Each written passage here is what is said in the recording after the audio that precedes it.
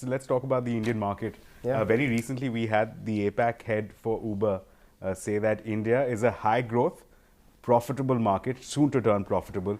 Can you give us some guidance as to how the Indian market is stacking up for you and what this profitability picture looks like going forward? Well, it's definitely one that is on that trajectory to be a very profitable market, and that's going to be sustainable growth, sustainable profitability into the future. And that's one of the things that we're really excited about. Part of that comes from just the enormous scale of the business, right? I mean, we are the leading source or the largest source of livelihood creation behind the Indian Army and the Indian Railways. That, of course, is a great opportunity. It's also a great privilege and a great responsibility, something we take very, very seriously. And so when you look at how do we deploy in a market as incredibly rich and diverse as India's, it means that we have to invest in multimodal. It means that we have to give people a whole different set of arrays of ways to get from point A to point B. It means that we need to collaborate with governments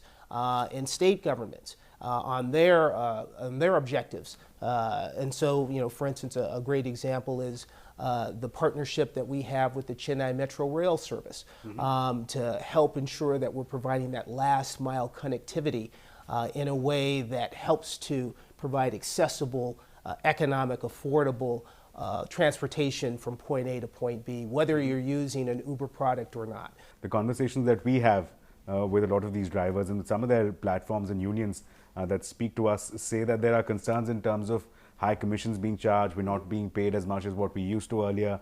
These are some of the concerns that emerge. But at the same time, you continue to say that Uber provides employment benefits which are third after the Indian Army and the Indian Railway Service. Can you give us a sense of this picture as to remuneration for drivers? Is that a subject of discussion? It's always a subject of discussion. I mean, the reality is Uber's unlocked about 445 billion Indian rupees in economic value into this country by the operation of the platform.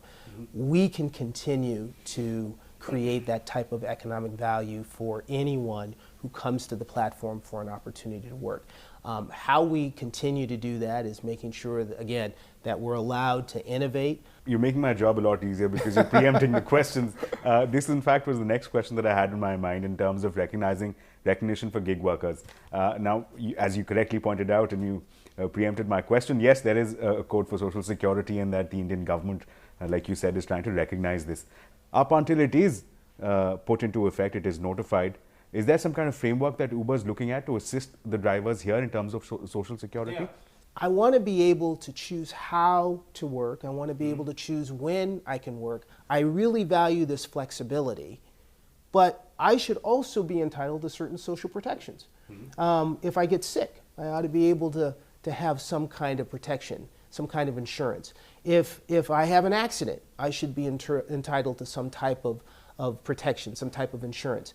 If I choose maternal leave, or if I have some kind of situation in my life and I can't work, there should be some kind of protection.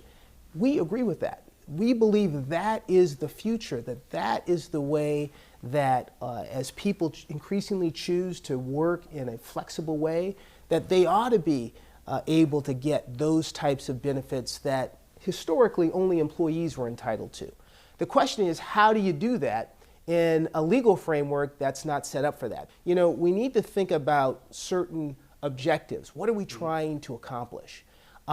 Let's create a framework that is focused on principles, that's focused on objectives, that doesn't try to be too prescriptive, but allows innovation to continue to change and allows companies to continue to grow and as long as they are meeting these principles, as long as they are meeting these objectives. That's what the Code of Social Security does. It recognizes that gig workers are a different type of classification, and it recognizes that they are increasingly going to choose flexibility, and that choice should not take away their ability to access certain important social protections and benefits, right? And that's the type of framework that we want to encourage, not just here in India, but all over the world, because we actually think that's where the future is. And so that's when you think about the difference, between an independent worker or a gig worker and someone who's a full-time employee. That's basically the way I think about it.